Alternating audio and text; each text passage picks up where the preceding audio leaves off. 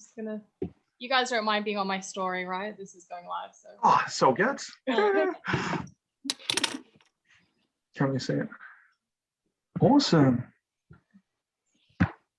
Sweet. Oh, it's appeared. Okay. Wow.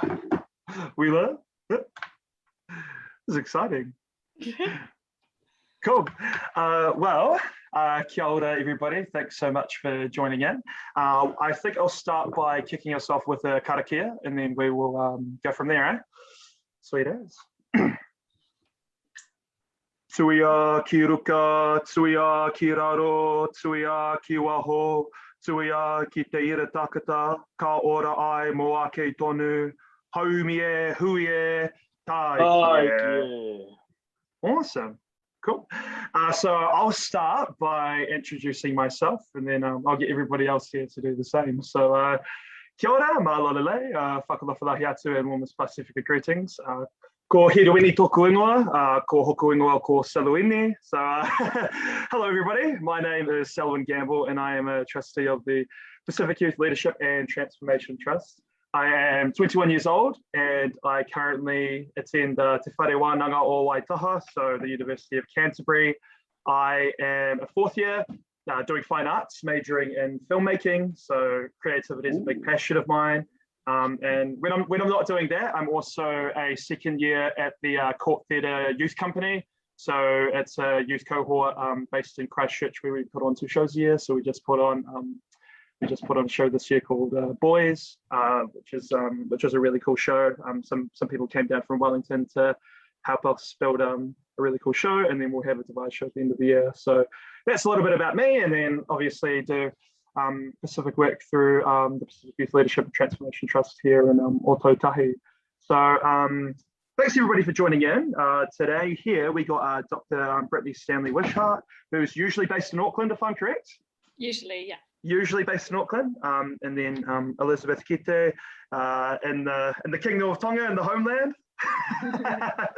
And then we got Benji, Timu, who's also in Auckland. Is that correct?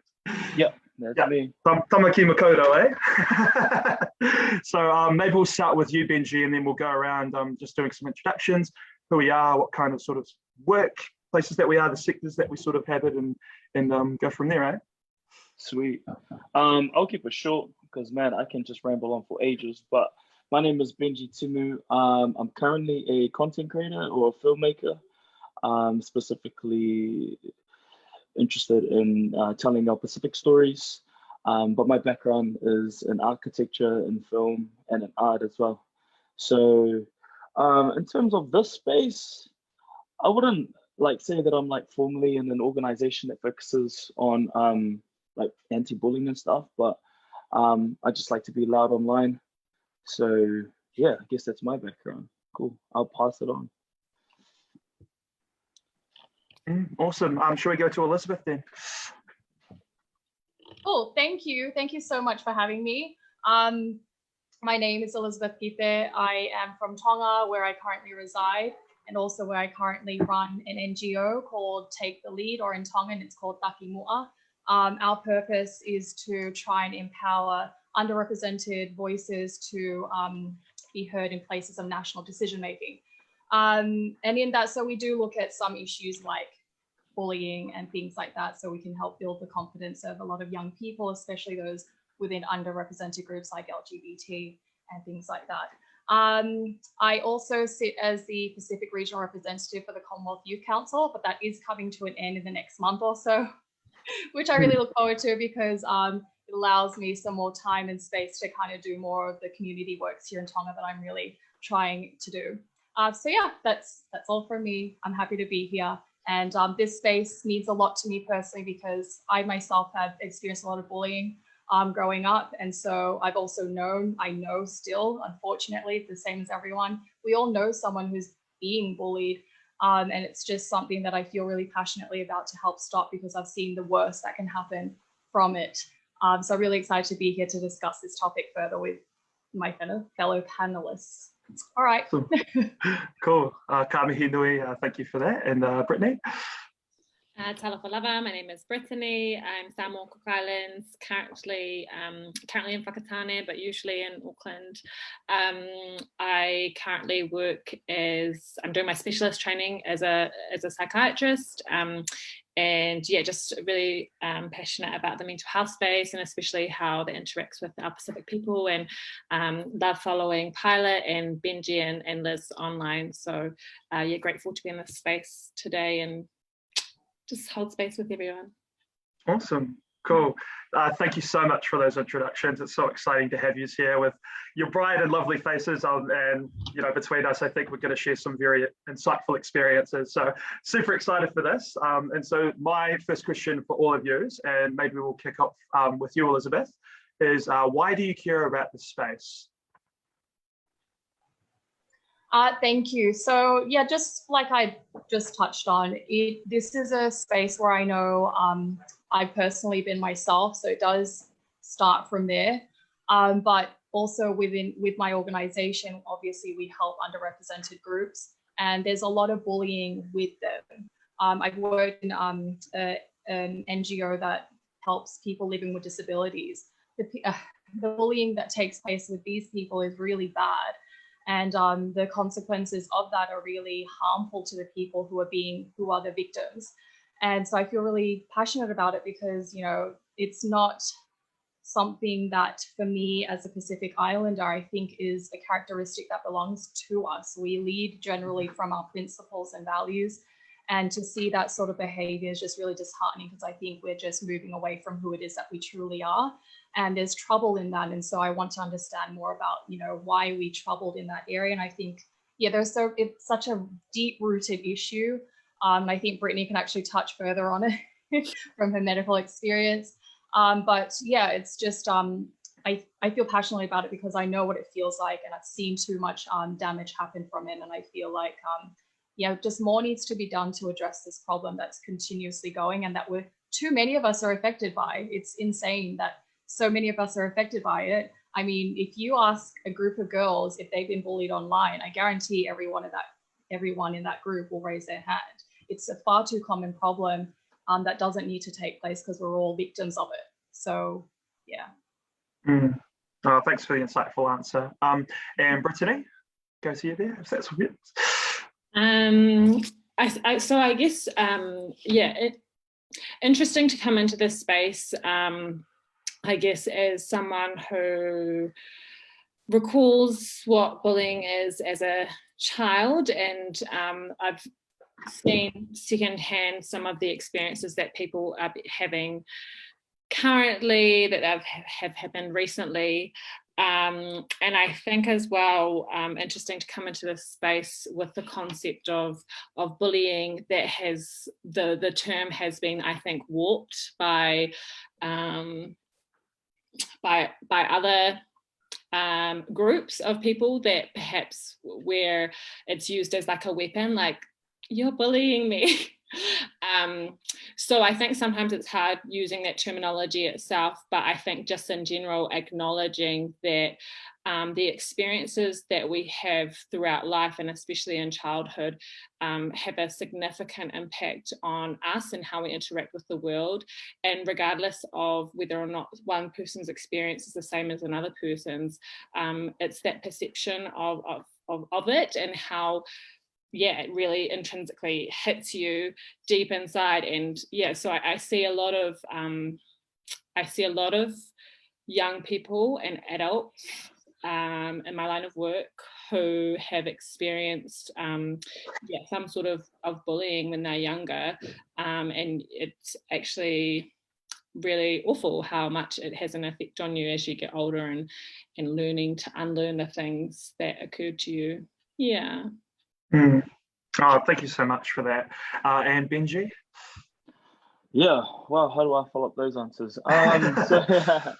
So yeah, I mean, bullying, I've witnessed it as somebody who has lost friends because of it, but also just seeing it as in isolation, as in an empathetical way. So just to be transparent, I'm going to declare that, I was a bully in high school, early years of my life. And seeing it from that perspective in retrospect, you know, I saw that it came down to somebody who was lost, who didn't know who they were, and so they would, you know, bring it out on somebody else.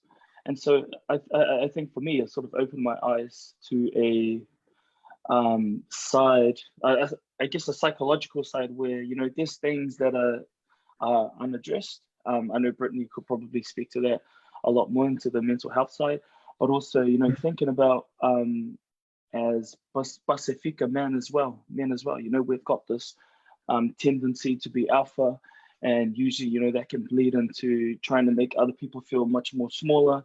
And so, you know, things that the alpha trait begins to look a little bit more ugly, because it wasn't about bringing other people down. It's about leading in a way that makes everybody uplift. But if it does the contrary, then that's when we start to have discussions around, you know, bullying, and, you know, how that makes other people feel. And so, yeah, I'll leave it at that. No, thank you for that. And I think about the times that I've sort of had any kind of sort of interactions with bullying, like when I was in high school and things like that. And sometimes it's real interesting how it is very experience driven for a lot of people. Like for me, I think there were times where I was getting bullied and I actually didn't know I was getting bullied. But I think a lot of that bullying came from assumption about who I was. Like, oh, he's the Tongan person, so like he's the one that's going to like bring on like the big mana because he can do it because he's Tongan. But sometimes I felt reserved about those things. And actually, when I thought about it, sort of in my later years, it's like, oh, actually, like they're making assumptions about me and sort of inferring something on me, even if it's not as like direct as just like, you know, looking for a fist fight or something like that. So it's real interesting that you say that, Benji. Yeah. So my next question, and I'll bring it back to you, Benji, if that's all good. If a person is experiencing bullying right now, what advice would you give to them to sort of safely raise what they are experiencing? Yeah, that really depends on the situation. I mean, if it's a situation where you're in physical danger, I guess, then I'll definitely ask to get some help. Something that I'm trying to get over myself, you know, inside is, first thing I'll say is like, you know, smash them. But obviously, you know, that's not the thing that we want to do. But I would say to really trying to understand the situation as somebody who used to be a bully. You know, I know that I went through a lot in high school, and if we could understand the bully a lot more as a person, as opposed to the person who is doing the bullying, I think we could get further in terms of trying to resolve the issue that's happening. But yeah, I would say it depends on the situation. Yeah, I'll pass it. Awesome. And I'll pass it to you, Brittany, if that's all good there. I think, yeah, Benji raised a really good point about it's really dependent on the situation. And I think to add on to that, something that I guess I raised before, but also someone that you mentioned, is that it's really about the perception, and it's the identification that what you're experiencing is bullying or not. And I guess first of all, identifying that something makes you uncomfortable, whether or not that's like a physical discomfort because it's, you know, physical bullying, or if it's an emotional, mental discomfort. And if something doesn't sit right with you, learning to identify that that's not all good, that for you to feel discomfort is actually abnormal, and abnormal in the sense that it's not right, and you're entitled to feel comfortable and safe. So and then I think from there, working out where is safe for you. And it doesn't necessarily have to be, you know, in school they say, talk to this teacher if something happens. Like, that's not necessarily true. It's more about giving yourself a support system that means you can then access discussions with people that can make something happen. So whether or not that's a parent, or maybe it's even like a cousin or a friend, or a teacher that you feel safe with, regardless of if that person is in the line of whatever the hierarchy is. But just identifying that you feel unsafe, that you feel discomfort, and then from there going into a space where you can feel safe to disclose that and say that you feel uncomfortable. Yeah. No, ka mihi nui. Elizabeth? Yeah, I completely agree with what both Benji and Brittany shared. It is really dependent on the situation. But if I were to give any advice, especially to younger ones, because I feel like there's an increase of bullying online, immediately disengage. Like, don't engage to encourage the thing to go further. Block them if you need to, mute them if you need to, if it's happening online. And yeah, so especially for those under the age of 18, I would advise, just like Brittany and Benji both raised, seek the help of a trusted adult, whether that be a teacher or a parent or a guardian. Unfortunately, sometimes they're the ones doing the bullying. So yeah, emphasis on the word trusted to help you see, how you can navigate further towards, stopping that from continuing to happen. Yeah. That's so awesome that you say that, Elizabeth. I was talking to a friend of mine, and we were talking about, obviously, how our ancestors, and it's interesting. What he said to me is that we're navigating new waves, and I think that's a very interesting thought to have in terms of the kind of society we live in with the age of the internet and the idea of like what's private and what's not anymore, is that there's so much more that's open and connected. So it's really interesting. You're saying you're making sure that we get that sort of intergenerational connection to, trust our adults, hopefully, that we can bring things to them. So yeah, definitely navigating those new waves, eh? Yes, definitely. Awesome. So my next question for you is,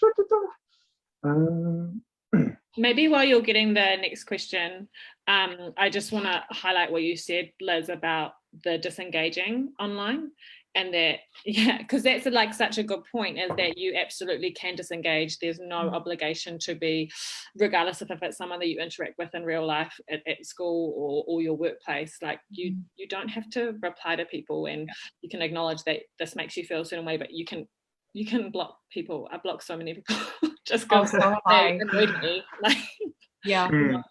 It's more, and you just to elaborate a little bit further on blocking, it's not it's more for my own mental health. Exactly. Yeah. It is literally not a thing that I hate you. It is just so that I can keep all the spaces I'm in safe. Yes, definitely. Yeah. Because it's not representative of what you are in real life. It's a completely different space, isn't it? So if it's something if it's stressing you, it's not representative of that person. You know what I mean? They're two different worlds, and I think often it can be like, that we kind of blur the worlds together. So I definitely agree with what you said there, Elizabeth and Brittany. So my next question is, what can our Pacifica communities do better at with addressing bullying? Who would like to take this one? Benji? Yeah, so I think I think for me, like, I'm trying to understand the different versions of bullying. Bullying online, bullying in person, elder person, young person bullying dynamics. I think it's important for community leaders to identify these different types of bullyings as well, because of, like, me, for example, when you say bullying, the first thing that comes to mind is the physical bullying. I don't really think about online bullying. It's only because I haven't really experienced it. And so these leaders need to understand that when you have a room full of kids that have digital devices and they have access to the world, there is that possibility that bullying can happen through that pathway as well as in real life. And it's really prevalent, as you see throughout our rangatahi in New Zealand, where a lot of them are dying from suicide. And, a lot of these reasons actually stem from the bullying as. And I don't think that our community leaders actually understand it enough to implement something or to do something about it. So, yeah. For you, Benji, is creativity a good sort of outlet for sort of something like that, as somebody who's a creative yourself? Yeah, I guess so, because being a creative across multiple platforms and canvases, you're able to express yourself.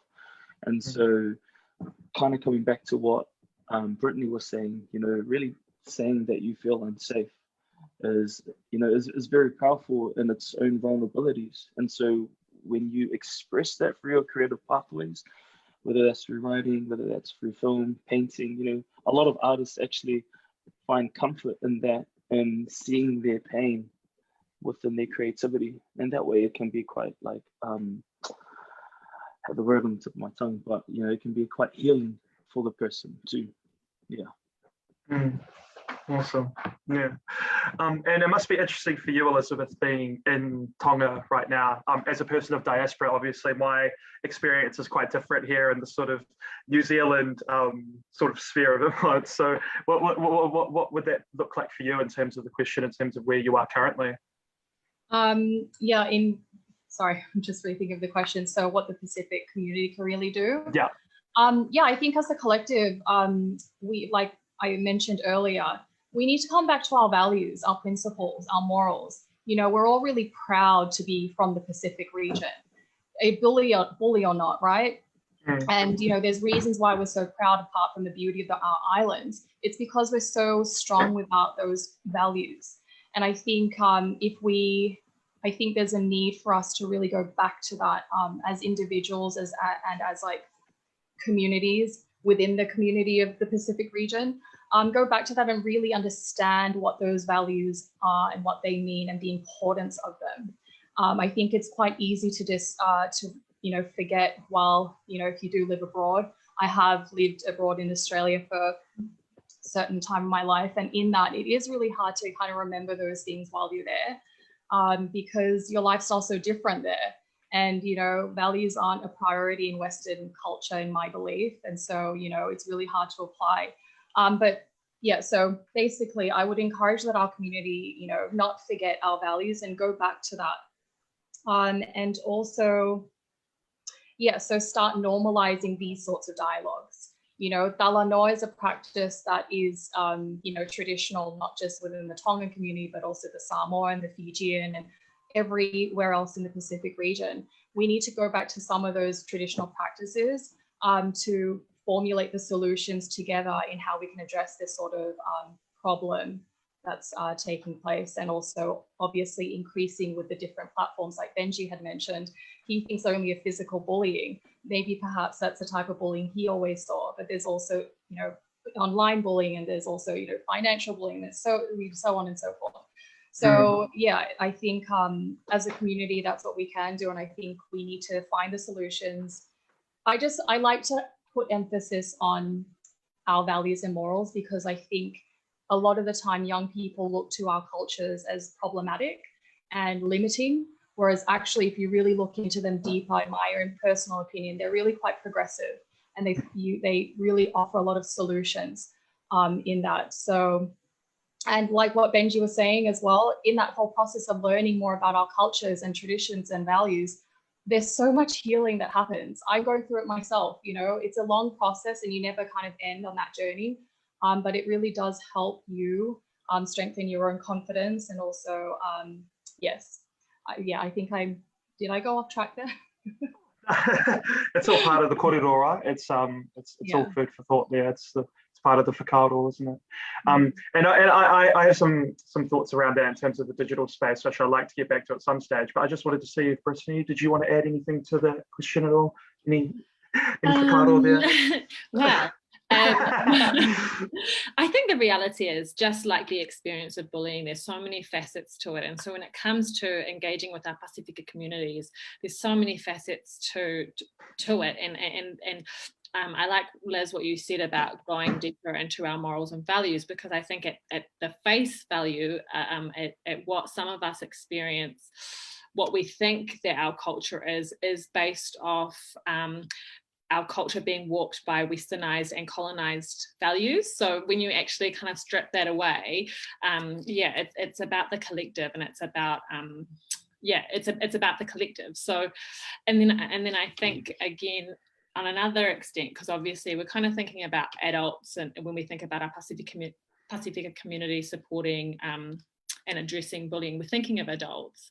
And the reality is, I think we need to be teaching our kids to understand what their boundaries are, and learn what their boundaries are, and that when they feel discomfort, it's okay to be like, no, I'm not going to kiss that family member. Things like that are so important that mean that they will, it just improves their resilience later on to be more adept to combat bullying in any sense, and to seek help and to feel more supported and to not be so affected by the negativity around the occurrence of bullying. So that's what I was just going to add. Oh, thank you so much for that. I might throw it to Benji and then I'll go back to you, Brittany. So my question is just going back to talking about that digital space, and all good if you don't have an answer, but what do you think Digital Minister David Clark should do about bullying online, if anything at all? Yeah, maybe implement some policies around if if people are getting bullied online, like what can they do? Where can they seek help in terms of, them making themselves feel safer? I'm not sure what the answer is, but there should be a pathway for them to feel safe online too, because, it's in our rights to be online. We shouldn't be bullied outside of online, because that's how we stay connected, right? Like now. But yeah. Yeah, for sure. And for you, Brittany, do you have any thoughts on that at all? I guess not really, because my thoughts will always be less on in terms of bullying in general and other traumas. We'll be less focused on specifically the digital space, and we'll always be focused on the education space, the health space, the justice system, to really combat overall all of the things that are contributing to people bullying and then being affected by bullying. So yeah. Definitely, yeah. Anything there for you, Elizabeth, in terms of thoughts? Yeah, sorry, I know I'm not living in New Zealand. I'm actually a New Zealand citizen too, so I kind of have a right here. No, it's just I think working closer with these online platforms, our governments need to do better in that, and creating, I don't know, better policies around that. I know Tonga's doing that, and they're moving to more into that space. It's something that's very new for Tonga to do, but the government, the Ministry of Justice, like Brittany was saying before, they are working a lot with Facebook at the moment, because bullying in Tonga has been really big on Facebook over the past few years, like very badly. So it got to a point where we thought that we'd ban Facebook altogether. I think Samoa's been in a similar situation as well. Yeah, I heard about that. Yeah, so that we don't need that, because we use the platform for many other useful things. So the government kind of stepped up, and they realized that they actually had to form better relations with these online platforms that provide these spaces for people to come into. And unfortunately, these spaces can be misused. So I don't know if that helps out in New Zealand, and I'm sure they're already on that direction, but that's just a suggestion from me to build those relationships. Yeah, well, it's interesting you say that, because I think about my mum, and for her, she often feels quite isolated from the Tongan community, and like their online platform is actually a place of connection for her. She gets to contact other people. So, as much as we see it in that, and what could go wrong with it, there's so much that can go right for her. It's interesting that you bring that up, Elizabeth. And so I might throw another question back to you, if that's okay. Do you think New Zealand is using its influence online for the world in the right ways from what you see currently? Do I think New Zealand is using online? Yeah, it's online influence in the world. Okay, so by New Zealand, do we mean the government? Yeah, I mean the government, and more so just as a more general in our region, Okay. Okay. Wow. That's a lot. It's a loaded question, is that? Yeah, we can. That's okay. No, that's fine. Yeah, so I think, to be honest, I personally do. And especially in terms of this mental health movement, there's been a lot from New Zealand that they first pushing this, initiative to look at mental health as a real priority and a real problem. And because of that, we're starting to see that priority filter through to our countries. I'm just looking at the heads of missions here. So New Zealand mission here, one of their priorities obviously is mental health. And so they will start opening funds here to help tackle those problems in Tonga. And so opening those sorts of opportunities for us prioritizes that issue for us as well, that we have prioritized. It's just we've lacked any sort of support to deal with that. But just to go back to, using their online influence, I would say it's been really positive from New Zealand so far. I see a lot of young Pacific Islanders, especially from New Zealand, really pushing dialogue on these sorts of things. Benji, I know, I actually watched one of his podcasts that was talking about toxic masculinity, and it's things like that and efforts like that that I see from young Pacific people in New Zealand more so than we do from the islands. That's really positive, and it's really encouraging, because I'm sure someone from Samoa, a young boy, would have been watching Benji and been really encouraged to know that he could do better if he was a bully, or he's not alone if he's a victim. So in general, I would say yes, it's been really positive, and I think New Zealand just in general again has a really good, a far better understanding and grasp of Pacific issues over countries like Australia, who can really help us. So yeah, I would say New Zealand's doing a really great job. Obviously, there's room for improvement, but there's always room for improvement. But yeah. Oh, for sure. Māloa pito. So I'll throw a question to Benji, and then feel free to follow it up.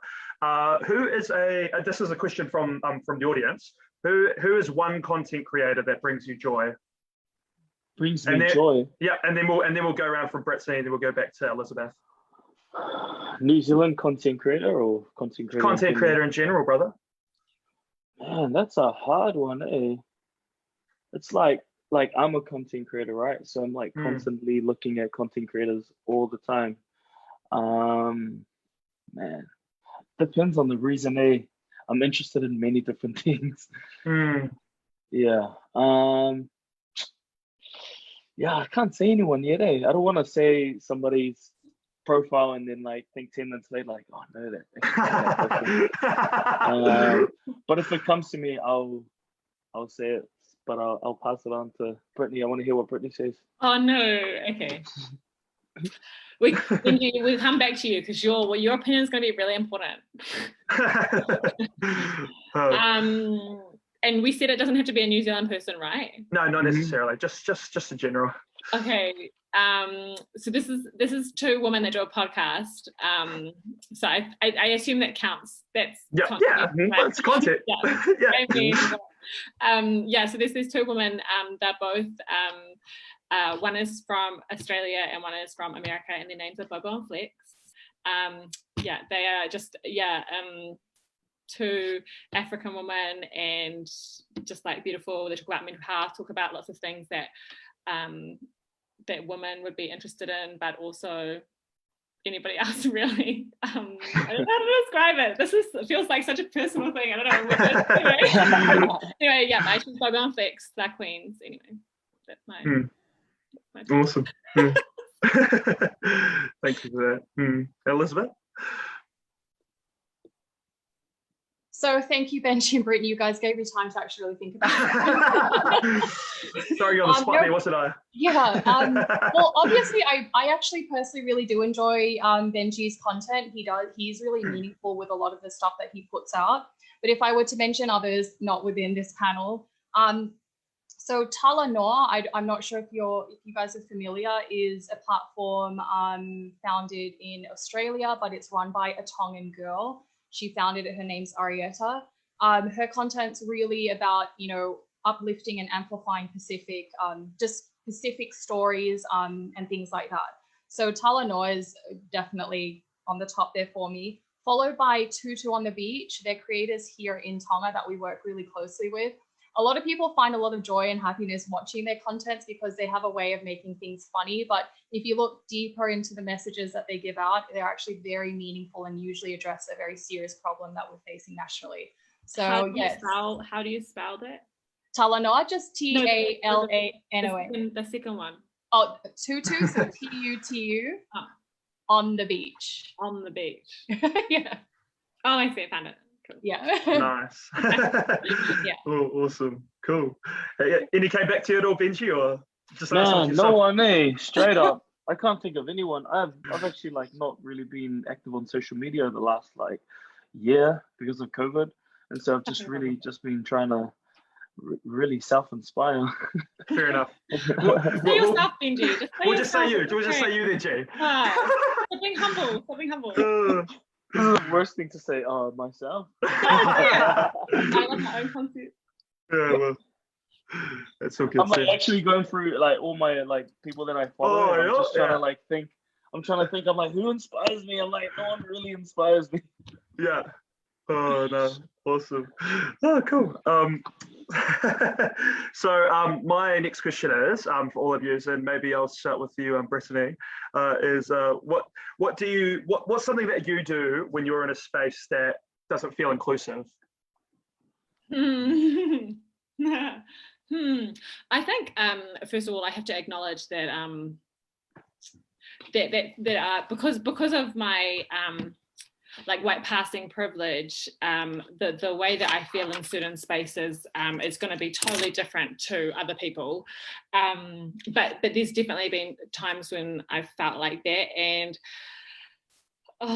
what do? I take some deep breaths. I try not to get angry with people. Pretty much, and I think it's a little bit hard because I pretty much go back into like old ways of thinking where I just try and like have to prove myself and like be the best. So yes, but then when we calm that down, I just try and be nice and also bring up issues that need to be raised, whether or not that's presenting about colonization and mental health to some old school psychiatrists in the building or something like that. But yeah, making myself, what's the word, pleasant, so that I can bring these more controversial topics into a space. I don't know if that even answered the question, but hey. It's all part of the process. Yeah. Elizabeth? Sorry, Selwyn, I'm going to ask you if you can repeat the question. Sorry. Yeah, of course. No, that's all good. Sorry for putting you all on the spotlight. Like, the audience questions throwing us off a little bit, but really appreciate you for answering those. So the question was, what is something that you do when you're feeling when you're in a space that isn't inclusive? When I'm in a space that's not inclusive? Oh God.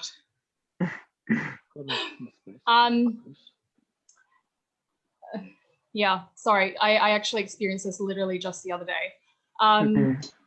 Yeah, you really, I think it's happened a few too many times for myself. And usually, you really just have to stay quite calm and collected and just stay focused on the goal it is that you have. Usually these spaces, you have a goal to go into, represent a particular group, for an example. If you stay focused on the larger cause, you just don't lose focus and you're able to deliver. And you're also able to represent well in the best of your capacity in that time and place. That's what I would say to do. Just stay focused on the bigger picture and the cause that you're there for. Oh, thanks for that. Thank you for sharing that, especially since it was so recent for you. It's really cool that you've shared that with us. So really appreciate that, Elizabeth. And you, Benji? Yeah, depends on the space. Say, if it's a space that doesn't benefit you, then remove yourself.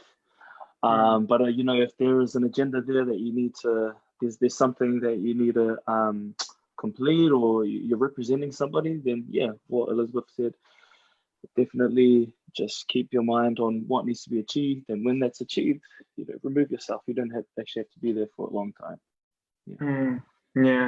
I find that it's really awesome.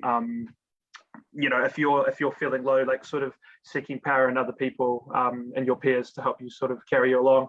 I remember I was at a BK the other day, and my friend, he said kia ora to the person, and they were like, "Oh, we don't use that language here." And we all looked to each other, and we could just feel that we needed to remove ourselves from that space. You know what I mean? And I don't think it would have been as easy to do that by myself. I would have maybe been a little bit more frozen and not sure how to react, but because we had each other, you know, we really managed to sort of tautoko each other and sort of be able to make a like collective rational decision together, and sort of empower each other in a space that wasn't fostering us. So that takes away anything at all, I don't know, but yeah.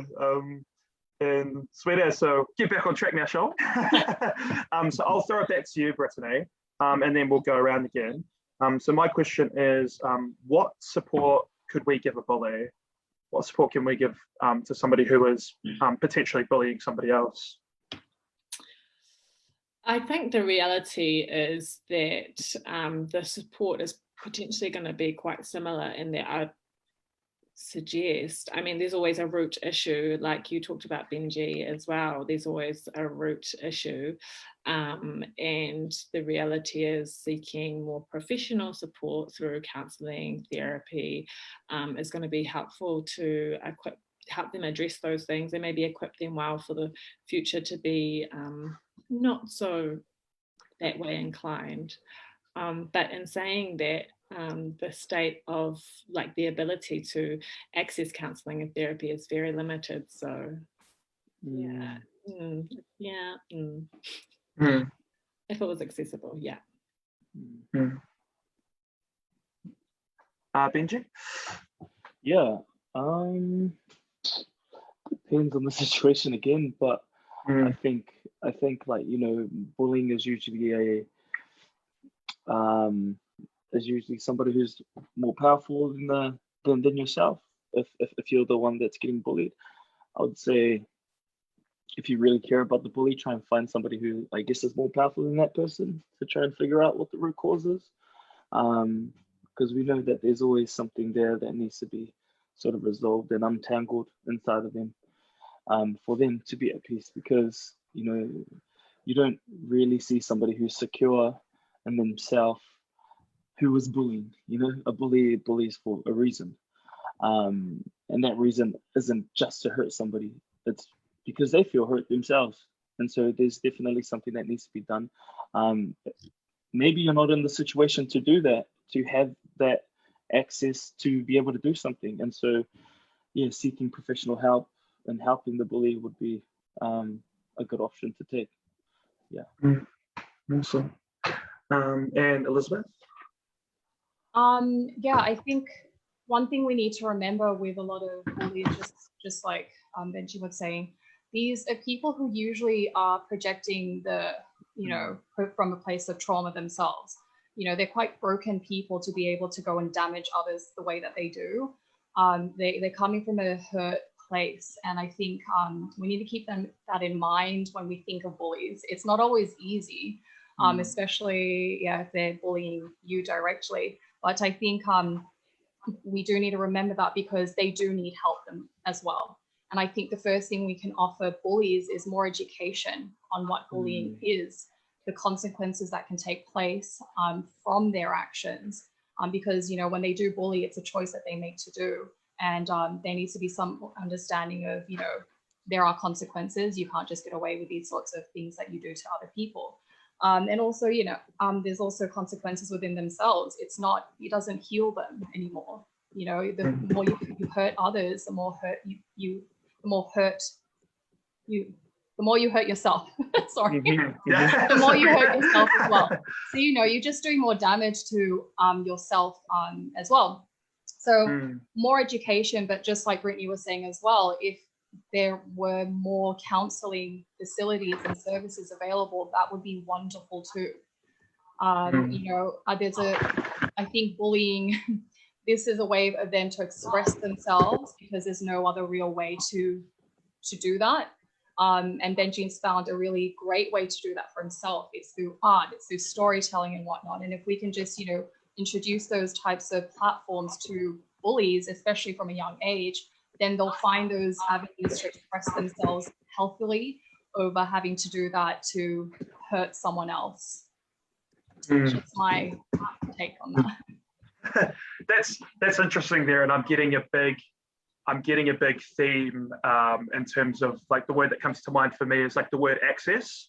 like access to information and services sort of leads to better informed decisions to be able to mitigate those things from actually sort of maybe not necessarily happening, but sort of bringing more rationale, more understanding, and more empathy. And it goes back to what you were saying about values. Like there's the personal, but then there's also kind of like the institutional, like what are we feeding back into our rangatahi to sort of help them with that. And it's interesting with that in terms of what you said about Benji's work and his creativity. And I think a lot about like what is creative and what is the information that people are receiving. So like if somebody's like a rugby player, right, how do we use that medium to like show them these themes through rugby or through film or through, they don't have to be through the conventional like pamphlets that we give out to somebody, you know what I mean? Like they can be through the actual interests of these people to help them hopefully mitigate these things. Exactly, that's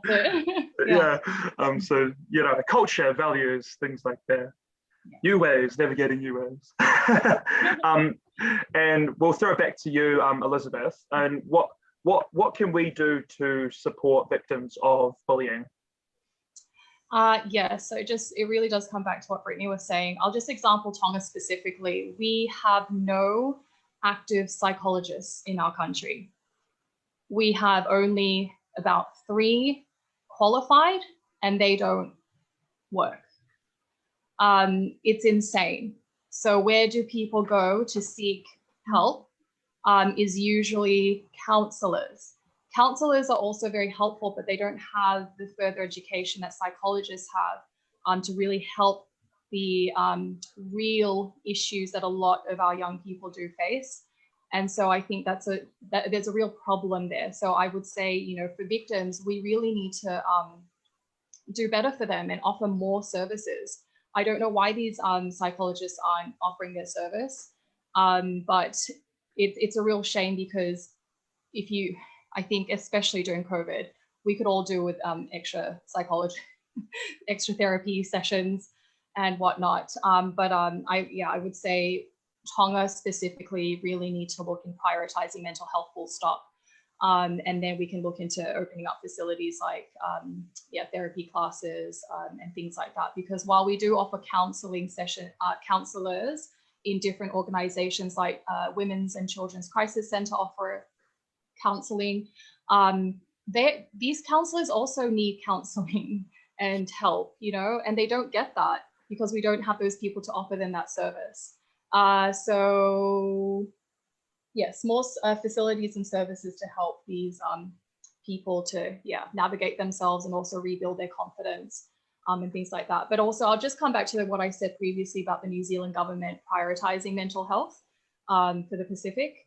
This new initiative and effort from New Zealand has seen, a pool of resources open up to our country. And so we can see that, the direction that we're heading is somewhere that will be healthier for all of us, because now we have access to perhaps build our own facility where we can have more psychologists and maybe even offer more scholarships for young people to go learn and come back and then offer that service for more of our people. So, yeah. Awesome, ka mihi nui. Thank you so much for that. I'm just wary of time. So what I might do is I might just get any sort of lasting final comments from everybody, and we'll wrap things up, and we'll go from there. So I'll kickstart with Benji.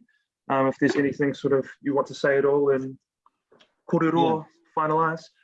Yeah, I guess maybe speaking from a male perspective, Pacifica male to be specific, I think it's important for us to actually destigmatize mental health and all the intersections that feed into bullying, because I feel like once we do that and once we understand that this is a normal, bullying's not normal, I'm talking about the mental health part, I think that's when we'll start opening up around us being hurt, because I feel like there is still this toxic masculinity going around where if you're getting bullied, there's only one way of settling it, which is in the ring or something.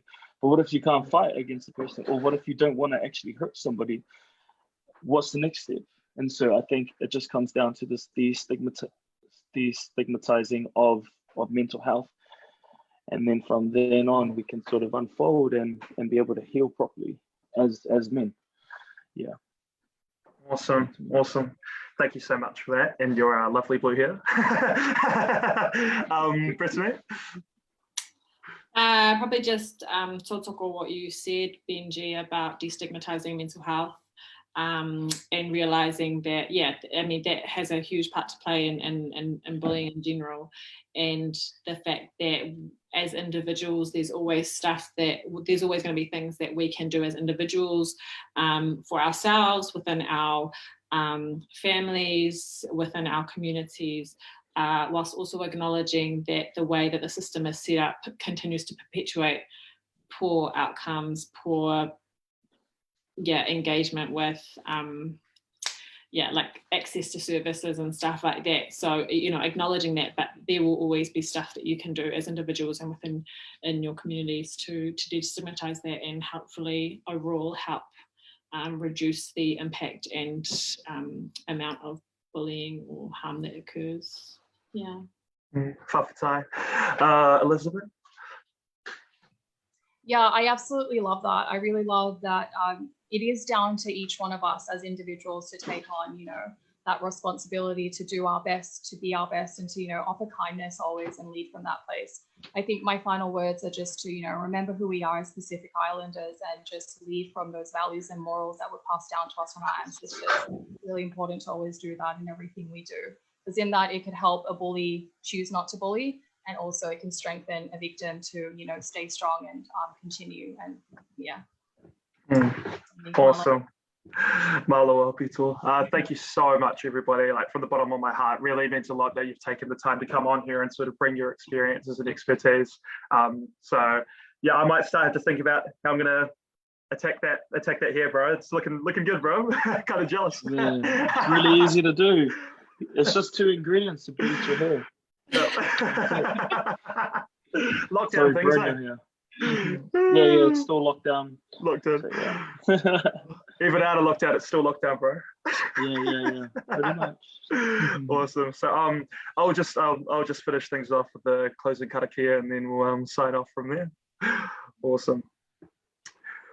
E o te raki whakawātea o mātou hinekaro o mātou wairua whakahoki te hihiri o te pai me te ora haumie huie tai kie. Awesome. Cool. Thanks so much, everybody. And thanks all those that have tuned in on this live stream.